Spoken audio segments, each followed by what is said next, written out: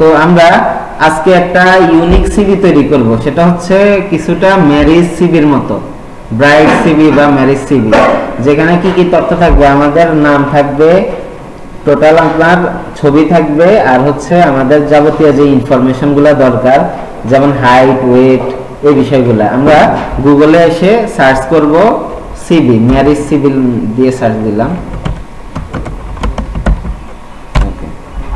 যেহেতু আমাদের কিছু শেপের কাজ প্রিভিয়াস ক্লাসে কিভাবে ছবি ইনসার্ট করতে হবে, কিভাবে সাইজ দিতে হবে, এই জিনিসগুলো আমরা পূর্বের ক্লাসে দেখছিলাম, মোটামুটি আমাদের একটা ধারণা আছে। তো আমরা এখান থেকে এরকম একটা ছবি, যেমন এই যে ছবিটা দেখা যাচ্ছে 3 নম্বরে, এটা ক্লিক করলাম। সবাই আগে প্রজেক্টরে খেয়াল করব, ক্লাসটা আগে দেখব, পরবর্তীতে আপনাদের জন্য ওয়ার্ডের আরো কিছু অ্যাডভান্স বা আপনাদের কিছু প্র্যাকটিস সেশন রাখবো, যাতে করে প্র্যাকটিসটা আপনারা করতে পারেন। তো এটাকে একটু সময় নিচ্ছে, ছবিটা নিয়ে আমরা এরকম সিমিলার একটা জিনিস এডিট করব ওয়ার্ডে। সেজন্য আমরা পাশাপাশি আমাদের ওয়ার্ড যে ফাইলটা আছে, এটাকে সার্চ বার থেকে ওয়ার্ডটা অন করে নিলাম। এই যে আমার এখানে 2013, এটাকে ওপেন করে নিলাম এবং ব্ল্যাঙ্ক একটা ইনপুট নিয়ে সর্বপ্রথম আমাদের যে কাজটা করতে হবে, পেজ লেআউটে গিয়ে আমাদের সাইজটাকে নির্ধারণ করতে হবে। এখানে সাইজে গেলাম, সাইজে গিয়ে কি হবে, A4 হবে এবং মার্জিনটা বাই ডিফল্ট নরমাল, ফাইন, এটা সমস্যা নেই। তো সিভি তৈরি করার ক্ষেত্রে আপনাদের আরেকটা জিনিস দেখাচ্ছি, আপনি দেখবেন যে কোনো ডিজাইনের ক্ষেত্রে পৃষ্ঠার চারপাশে একটা বর্ডার থাকে। বর্ডারগুলো কিরকম, এখানেও এরকম বর্ডার দেখা যাচ্ছে, খেয়াল করে দেখেন। তো আমরা এইরকম বর্ডার কিভাবে দিব সেটাও দেখব, আর ওয়ার্ডের মধ্যে বাই ডিফল্ট অনেকগুলো বর্ডার আছে, সেই জিনিসগুলা কিভাবে করব সেটাও দেখব। সেজন্য আমরা ওয়ার্ডে আবারও আসলাম, এখান থেকে ডিজাইন মেনুতে আসব। কোথায় আসলাম? হ্যাঁ, ডিজাইন মেনুতে এসে এখানে কি লেখা আছে, পেজ বর্ডার্স, অর্থাৎ পেজ ব্যাকগ্রাউন্ডের আন্ডারে একটা আছে পেজ বর্ডার্স। পেজ বর্ডারে গেলাম। পেজ বর্ডার কি রিপ্রেজেন্ট করে, যেমন হচ্ছে বক্স। দেখেন আমার সামনে একটা প্রিভিউ আসছে, এটা মানে কি, এই যে দাগ দেখা যাচ্ছে না ডানে বামে উপরে নিচে, জাস্ট আমি ওকে ক্লিক করলে কি হবে, একটা হালকা থিকনেসের, মানে 1 পয়েন্টের পরিমাণে থিকনেসের একটা কি চারপাশে উপরে নিচে ডানে বামে একটা বর্ডার তৈরি হয়ে গেছে না, একটু ছোট করে দেখেন। তো এটাকে আরো একটু অ্যাডভান্স কিভাবে তৈরি করা যায়, সেজন্য আমরা এখানে পেজ বর্ডারসে আবারও আসলাম। এসে এবার আমরা এখানে যে আর্ট দেখা যাচ্ছে, আর্ট থেকে আরেকটু অ্যাডভান্স নিব। যেমন আমরা এখান থেকে যে হার্ট দেখা যাচ্ছে, হার্টস ক্লিক করে ওকে দিলাম। এবার দেখেন আমার বর্ডারটা কিসে পরিণত হলো, হার্টে পরিণত হয়ে গেছে। সুতরাং আমরা যেটা শিখছি, আমরা কোথায় যাব বর্ডারের জন্য বলেন, আপনারা বলেন। ডিজাইন মেনুতে আগে আসবো, রিবন মেনু থেকে, তারপরে এখানে পেজ ব্যাকগ্রাউন্ডের আন্ডারে পেজ বর্ডারসে যাব। বর্ডারসে গিয়ে এই যে আর্ট দেখা যাচ্ছে না, আর্ট থেকে আমরা আরো অনেকগুলো ফ্রিসেট এখানে দেখা যাচ্ছে, আপনার যেটা পছন্দ সেটা নিয়ে ইনসার্ট করে দিবেন। যেমন এখানে হচ্ছে আমরা আরো অনেক সুন্দর সুন্দর ফ্লাওয়ার আছে, এই যে জাস্ট এটা নিলাম, ওকে দিলাম। আচ্ছা, বর্তমানে যে ফুলের সাইজটা দেখা যাচ্ছে, অনেকগুলো ফুল এবং সাইজগুলো কি একদম ছোট ছোট অবস্থায় আছে। এখন এই যে ফুলটা আছে, এটা চাইলে আমরা ফিটটা অনেক বাড়াতে পারি, সেটার জন্য আমরা আবারও কি পেজ বর্ডারে যাব। যেমন এখানে কত 12 ফিট লেখা না, আমরা এখানে ধরেন লিখলাম 40 পিটি পয়েন্ট, ওকে দিলাম। তো এদের লিমিটেশন বলতেছে 31, তার মানে এটার জন্য 31 পর্যন্ত লিমিটেশন, আমরা 30-এর মধ্যে রাখলাম। ওকে, জাস্ট ওকে প্রেস করলাম। এবার দেখেন সাইজটা অনেক বড় হয়ে গেছে না, তার মানে আমরা পয়েন্টটা কমাতেও পারবো, বাড়াতেও পারবো। এটা হচ্ছে বাই ডিফল্ট আমাদের যে বর্ডারটা ওয়ার্ডের মধ্যে থাকে সেটা।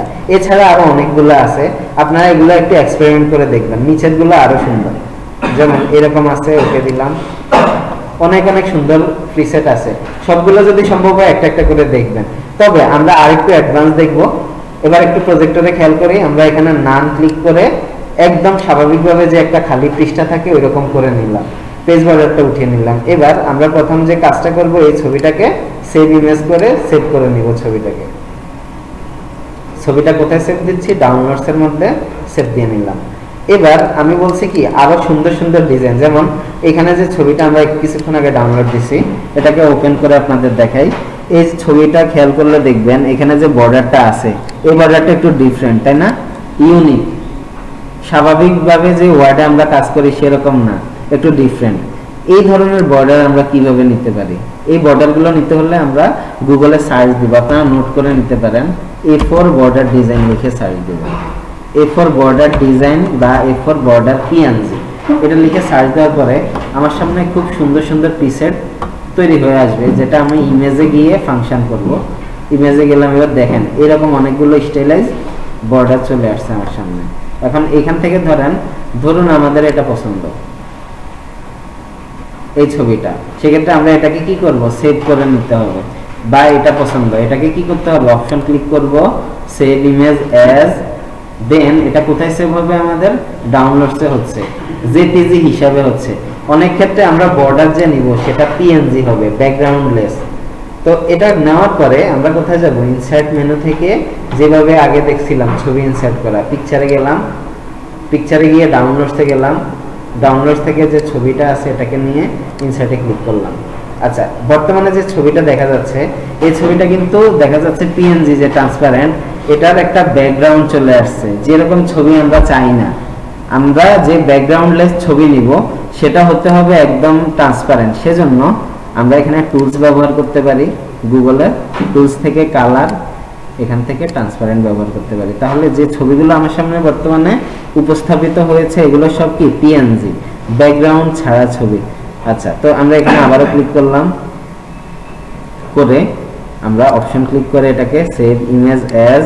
এবার দেখবেন প্রথমে ছিল এখানে কি জেপিজি, এখন কি আসছে পিএনজি। পিএনজি মানে ব্যাকগ্রাউন্ডলেস, মানে পোর্টেবল কি থাকে পিএনজি, নেটওয়ার্ক গ্রাফিক্স। হ্যাঁ, পোর্টেবল নেটওয়ার্ক গ্রাফিক্স। আচ্ছা, এবার আমরা এটাকে ইনসার্ট মেনুর মাধ্যমে পিকচারে গেলাম, পিকচারে গিয়ে এখান থেকে পিএনজি, এই ছবিটা পিএনজি, এটাকে ইনসার্ট করলাম। দেখুন দুইটা ছবির মধ্যে পার্থক্য আছে। ওই ছবিতে কিন্তু একটা দেখছেন বক্স একটা ট্রান্সপারেন্ট ফাংশন আসছে, কিন্তু এটার মধ্যে আসে নাই। আমরা যখন ছবি ইনসার্ট করি তারপর আমাদের কি কাজ হয়, র‍্যাপ টেক্সট থেকে ইন ফ্রন্ট অফ টেক্সট, এটা করে নিলে স্বাধীনভাবে মুভ করা যায়। তো আমরা যদি এই ছবিটাকে বসাতে চাই যে কোনো এক কর্নারে ধরে, তারপরে এটাকে বড় করে নিব, একদম পেজ ওয়াইজ বড় করে নিব।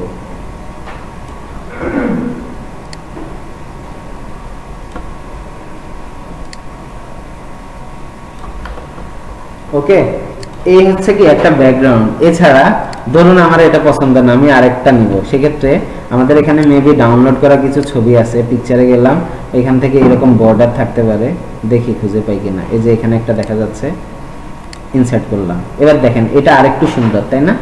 আমরা এটাকে কি করলাম, যে কোনো এক কর্নারে, মুভ হচ্ছে না ভাই, কি করব বলেন তো, র‍্যাপ টেক্সট থেকে ইন ফ্রন্ট অফ টেক্সট। এবার দেখেন এটা মুভ হচ্ছে, আমরা কর্নারে রেখে এটাকে বড় করে দিলাম এবং এটাকে আপ ডাউন করে মোটামুটি কি আমার ক্যানভাসটা রেডি হয়ে গেছে না এখন। এবার আমরা এটার মধ্যে ওই ডিজাইনটা ইনসার্ট করব, যে লেখাগুলো দেখা গেছে। লেখার জন্য আমরা ব্যবহার করব এখানে শেপ মেনুর আন্ডারে টেক্সট বক্স। এটা এর আগে আলোচনা করছিলাম না, পূর্বে একটা লোগো ডিজাইন করছিলাম, আপনাদের দেখাইছিলাম। তো এখানে টেক্সট বক্স ব্যবহার করলে কি সুবিধা পাওয়া যাবে, সেখানে আমরা যেমন এখানে লিখতে পারি কি পার্সোনাল বায়োডাটা।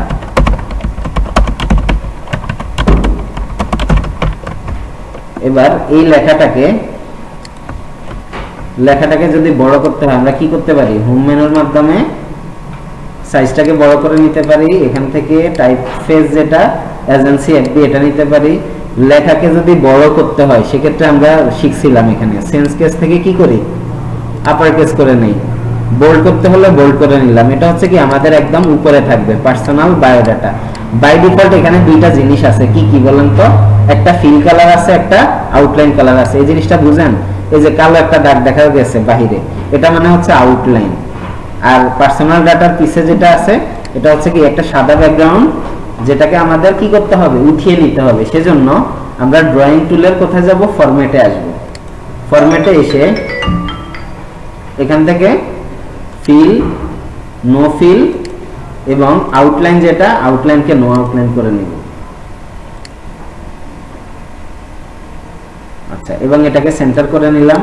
এবার আমাদের যে ছবিটা আমরা ডাউনলোড দিছি ওটা একটু দেখে নিব। ফাইল ম্যানেজারে গেলাম, আসসালামু আলাইকুম। জি জি, ঠিক আছে, ওকে ওকে।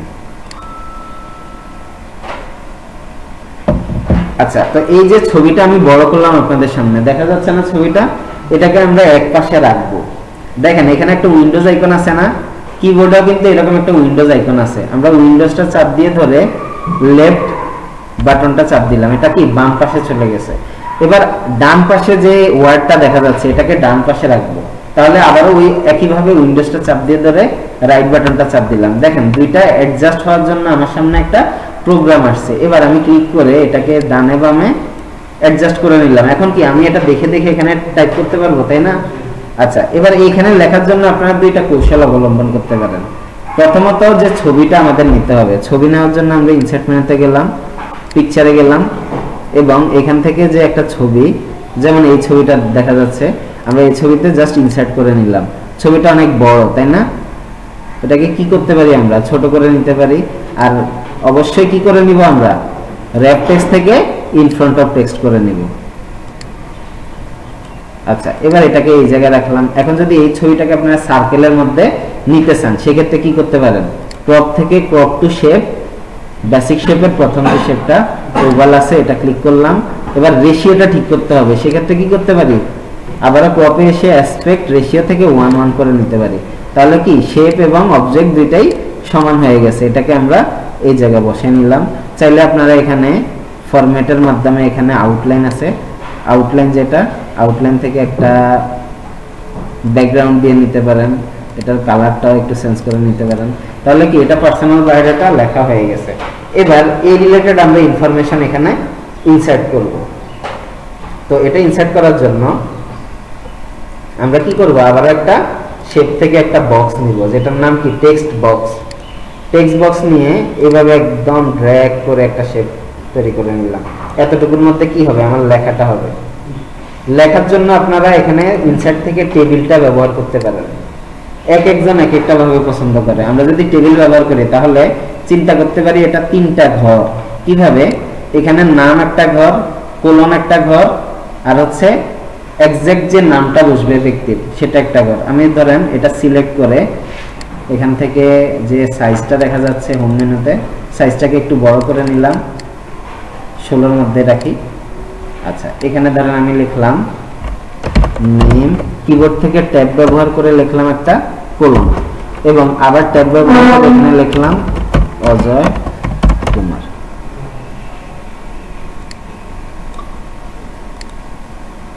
এবার এই যে কার্সর দেখা যাচ্ছে না, এটা দিয়ে আমরা চাইলে কি করতে পারি, এগুলাকে ছোট করে অ্যাডজাস্ট করে স্বাভাবিক অবস্থায় নিয়ে আসতে পারি। এখন দেখেন এটার মধ্যে কিন্তু কোনো বক্স নাই, আমরা এই বক্সটা উঠাইতে পারি কিভাবে, সেটার জন্য আবারও ওই যে টেবিল টুলের যে লেআউটটা আছে না, এইদিকে আছে টেবিল টুলের যে লেআউটে এসে আমরা প্রথমত এটার অনেকগুলা ঘর তৈরি করব। তাহলে ইনসার্ট কি দিব, বিলো দিব, অনেকগুলা ঘর হয়েছে। এবার পুরো শেপটাকে সিলেক্ট করে ডিজাইন মেনুর আন্ডারে আমরা যে বর্ডার সরাই না, এখান থেকে নো বর্ডার করে নেন। তাহলে কেউ বলতে পারবে না কি এটা একটা টেবিল হয়ে আছে।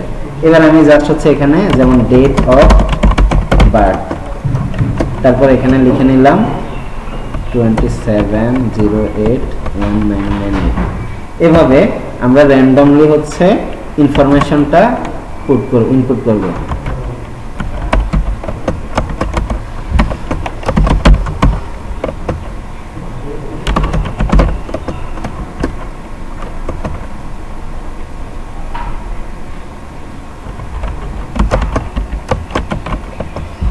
আপনি চাইলে কি করতে পারেন, এখানে যে টেবিলটা দেখা যাচ্ছে, কয়েকটা টেবিল ইনসার্ট করার পরে ইনসার্ট বিলো দিয়ে দেন কয়েকটা টেবিল ইনসার্ট করে এই যে লেখাটা না, এটাকে কপি করে সবগুলোর মধ্যে কন্ট্রোল বি দিয়ে বসে নিতে পারেন। তাহলে বারবার কি করতে হবে না, ওই ঘরের মধ্যে এই লেখাটা লিখতে হবে না। আর এই অ্যাডজাস্টিং পয়েন্ট দিয়ে কি আপনি ডানে বামে সামনে পিছে নিয়ে যেতে পারবেন।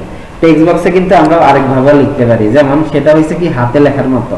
যেমন আমি এখানে লিখলাম নেম, তারপরে ট্যাগ ব্যবহার করে কোলন দিব, আবার এখানে স্পেস দিয়ে অজয় কুমার,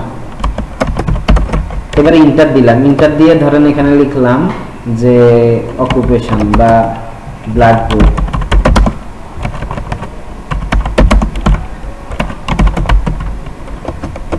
ট্যাব ব্যবহার করে এখানে লিখলাম এ পজিটিভ। তো এইভাবে লেখা যাবে, কিন্তু টেবিল দিয়ে লিখলে কি কষ্টটা আমার কম হচ্ছে। তাহলে আমরা দুইটাই ব্যবহার করতে পারি। আপনি যদি ম্যানুয়ালি লেখেন, ম্যানুয়ালিও লিখতে পারেন। এই লেখাটাকে যখন আমি 16 করব, দেখেন এই লেখার মধ্যে যে গ্যাপ, যেমন নাম আর ব্লাড গ্রুপের মধ্যে গ্যাপ, এখানে কি ওই গ্যাপটা আছে? নাই। কিন্তু টেবিলে এই ফ্যাসিলিটিটা আপনারা পাচ্ছেন। এখানে এটাও করা যাবে, এখান থেকে লাইন থেকে রিমুভ স্পেস করা যাবে। মানে একটা হইছে কি, আমি নিজে কিভাবে আমার ক্যানভাসটা সাজাবো এটা আমার নিজের দায়িত্ব। হ্যাঁ, এখন হাইট লেখা হয়েছে, ওই সরি ওয়েট লেখা হয়েছে, এবার হাইট লিখলাম 5 8 7, তারপর ব্লাড গ্রুপ,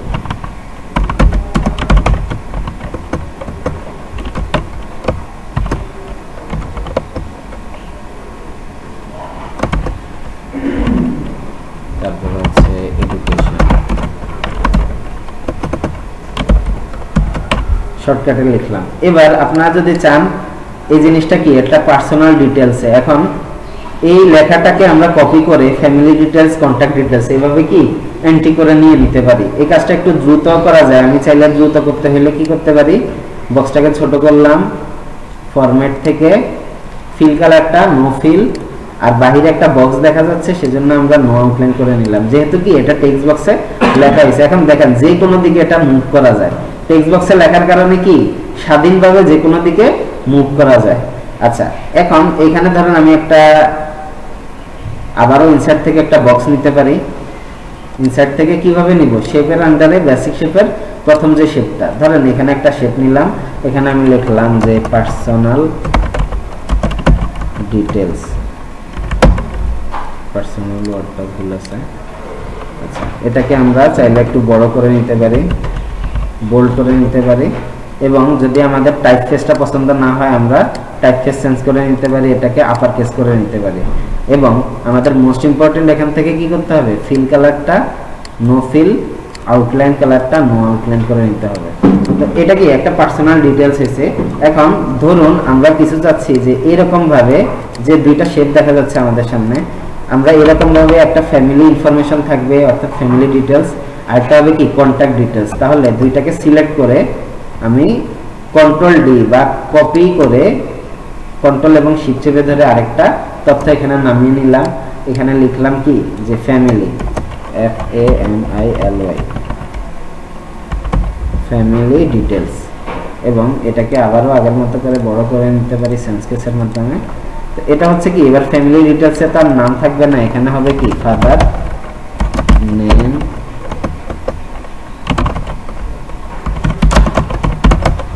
আচ্ছা, তারপর হচ্ছে ধরুন মাদার নেম,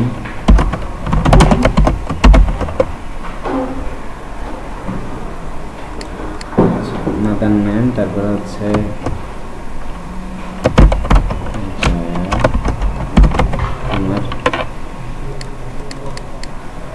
আচ্ছা। তো এইভাবে কি করতে পারি, আমরা যাবতীয় যে তথ্যগুলো আছে আমরা ইনসার্ট করতে পারি, এবং অপ্রয়োজনীয় যে রোগুলো আছে সেগুলো সরিয়ে নিলাম। এখন দেখেন মাদার নেম লেখার পরে নাম যে ঘরটা ছোট হওয়ার কারণে কি হয়েছে, এটা এক পাশে চলে গেছে। যেহেতু আমাদের লেখা বেশি, এখানে মাদার নেম যে লেখাটা আমরা চাইলে কি করতে পারি, এখানে অ্যাডজাস্ট করে এটা টান দিয়ে সোজা করে নিতে পারি, এবং উপরে যেটা দেখা যাচ্ছে উপরেরটা আমরা কি করতে পারি, এভাবে সোজা করে নিতে পারি, মানে দুইটা যাতে সমান থাকে এই জিনিসটা এনশিওর করা। আচ্ছা, ফ্যামিলি ডিটেইলস গেছে।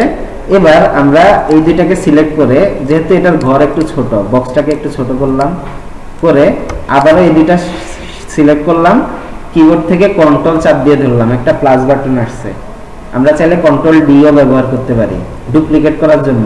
ডুপ্লিকেট করে আমরা কি করব, জাস্ট ওই যে শেপগুলো আছে কন্ট্রোল ডি ডুপ্লিকেট, এইগুলাকে একটু নিচ দিকে নিয়ে আসলাম। এটা হচ্ছে কি কন্টাক্ট ইনফরমেশন থাকলো, এটা হচ্ছে কি কন্টাক্ট ইনফরমেশন। তারপরে আরেকটা কলাম করলাম, এখানে লিখলাম যে আদার ইনফরমেশন,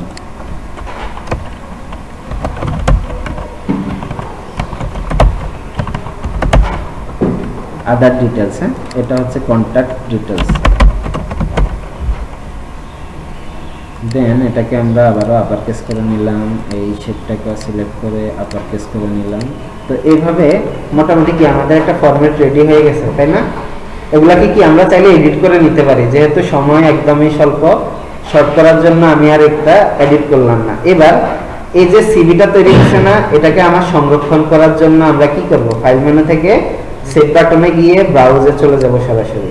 এখন চাচ্ছি আমি এটা ডাউনলোডসে সেভ করে রাখবো। ডাউনলোডসে গিয়ে জাস্ট এখানে কি লিখলাম যে সিভি বা ম্যারেজ সিভি লিখে এটাকে সেভ দিয়ে রাখলাম। আচ্ছা, তারপরে কাজ কিন্তু আমার শেষ না। আমরা যে কোনো ফাইলকে যখন শেয়ার করি তখন কি করতে হয়, পিডিএফ করতে হয় সেটাকে। এই পিডিএফ করার জন্য আমরা মোস্ট ইম্পর্টেন্ট, যে কোনো ফাইলকে আপনি পিডিএফ করলে রেজুলেশন নষ্ট হবে না।